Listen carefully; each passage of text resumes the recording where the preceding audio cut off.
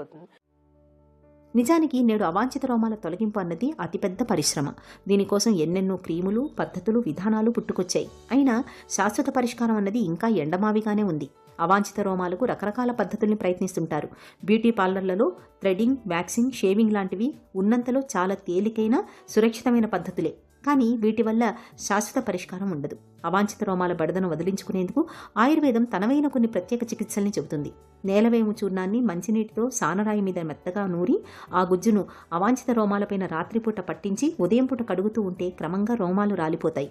అలాగే ఉల్లిగడ్డల రసం 20 గ్రాములు, నల్ల ఉప్పు 5 గ్రాములు తీసుకుని మెత్తగా నూరి ఆ మిశ్రమాన్ని రోమాలపై నిత్యం రాస్తుంటే కొంతకాలానికి అవాంఛిత రోమాల ఎదుగుదల తగ్గి వాటంతటవే రాలిపోతాయి. అవాంఛిత రోమాల బెడద ఎక్కువగా ఉన్నప్పుడు ప్రతిరోజు 2 చెంచాల పుదీనా రసం తప్పనిసరిగా తీసుకోవాలి. అలాగే పుదీనా ఆకులతో తయారు చేసిన టీ తాగడాన్ని అలవాటు చేసుకోవాలి. పుదీనాకు అవాంఛిత రోమాల్ని తొలగించే గుణం ఉన్నట్లు పరిశోధనల్లో ఇప్పటికే వెల్లడైంది. చిట్కాల విషయానికి వచ్చేసరికి జుట్టు బాగా అంటే ఈ యొక్క హిర్సుటిజం ఏదైతే ఈ గడ్డాలు, మీసాలు, హెయిర్ ఎక్కువ, మొహం మీద హెయిర్ ఎక్కువ వస్తున్నప్పుడు, ఒంటి మీద హెయిర్ పెరుగుతున్నప్పుడు, అంటే సడన్గా పెరుగుతున్నప్పుడు మనం కొన్ని పదార్థాలు వాడడం ద్వారా కొంతవరకు ఉపయోగం ఉంటుంది. ముఖ్యంగా ఏంటంటే మనకి ఎర్రకందులు అనేవి దొరుకుతూ ఉంటాయి.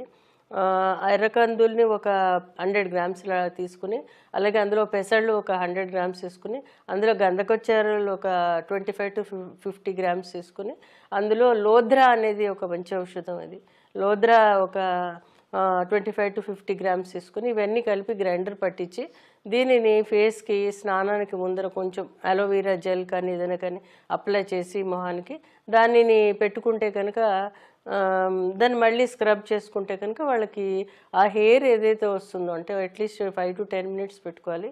ఏదైతే హెయిర్ వస్తుందో ఆ హెయిర్ పడిపోవడానికి అవకాశం ఉంటుంది. ఇది కాకుండా ఏంటంటే మనకి తేనెలో పెసరపిండి కలిపి తరచూ రాసుకోవడం ద్వారా కూడా ఈ యొక్క డార్క్ హెయిర్ కొంచెం స్క్రీన్ అయ్యి వాళ్ళకి నార్మల్ అవ్వడానికి అవకాశం ఉంటుంది.